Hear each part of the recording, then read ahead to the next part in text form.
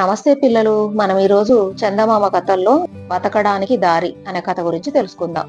జగపతి తన పెళ్ళాం పిల్లల్ని పట్టించుకోకుండా అతని పూర్వీకులు బాగా బతికారని తాను కూడా అప్పులు చేసి బతుకుతూ వచ్చాడు. ఇంకా అప్పులు ఎక్కువైపోయాయి. అవి తీర్చే దారి కనపడక అప్పుల వాళ్ళ కంట్ల పడకుండా ఉండడం కోసం పొద్దున్నే లేచి అడవికి వెళ్ళి రాత్రి వరకు తిరిగి ఇంటికి వచ్చేవాడు. పగలు ఆ అప్పుల వాళ్ళు వచ్చి అతని భార్యను తిట్టి వెళ్తూ ఉండేవాళ్ళు. ఇంకా ఆ భార్య కూడా భరించలేక, నీకేంటి, నువ్వు బాగానే తిరిగి వస్తున్నావు, అప్పుల వాళ్ళు నన్ను నానా మాటలు అంటున్నారు, కాబట్టి ఇంకా వాళ్ళకు నువ్వే సమాధానం చెప్పాలి, రేపు పొద్దున్నే వస్తారు, ఇంటి దగ్గరే ఉండు అని చెప్పింది. జగపతికి ఆ రాత్రి నిద్ర పట్టలేదు. రేపు అప్పుల వాళ్ళకి ఏం సమాధానం చెప్పాలి, ఎలా బాకీ తీర్చాలి, వాళ్ళంతా కలిసి నన్ను ఒకవేళ కొడితే నా పరువు ఏమవుతుంది, ఇలా ఆలోచించి ఆ అప్పుల వాళ్ళకు ముఖం చూపించే ధైర్యం లేక తన మీద తనకే విరక్తి పుట్టి చీకట్లో ఇంటి నుండి బయలుదేరి వెళ్ళి ఊరి చివర మర్రి చెట్టు దగ్గరున్న పాడుగొడ్డ బావిలో దూకడానికి సిద్ధమయ్యాడు.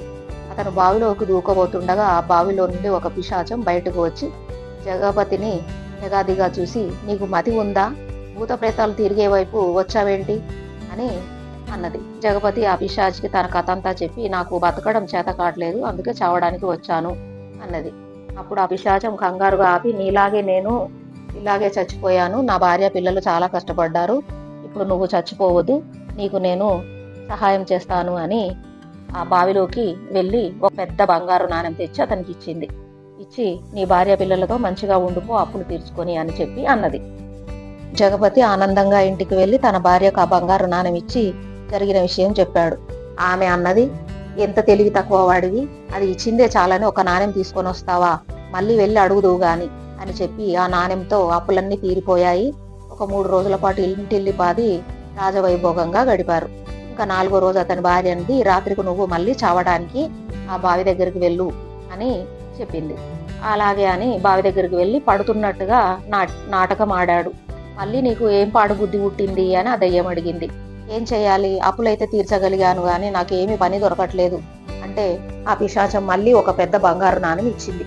అది తీసుకుని వచ్చి మళ్ళీ ఒక 10 రోజులు వైభోగంగా బతికారు. మళ్ళీ వెళ్ళి మళ్ళీ అడిగితే ఆ పిశాచం 3వసారి కూడా నాణెం ఇచ్చింది.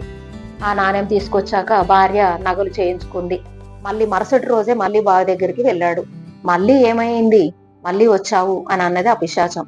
నాకు ఎక్కడా పని దొరకట్లేదు, నేనేం చేయను మరి అంటే, అయితే సరేలే, ఇంకా నీకు బతకడం రాదు కానీ దూకేసేయ్, నువ్వు చచ్చిపోతే మన ఇద్దరం కలిసి చక్కగా కబుర్లు చెప్పుకుందాము అన్నది.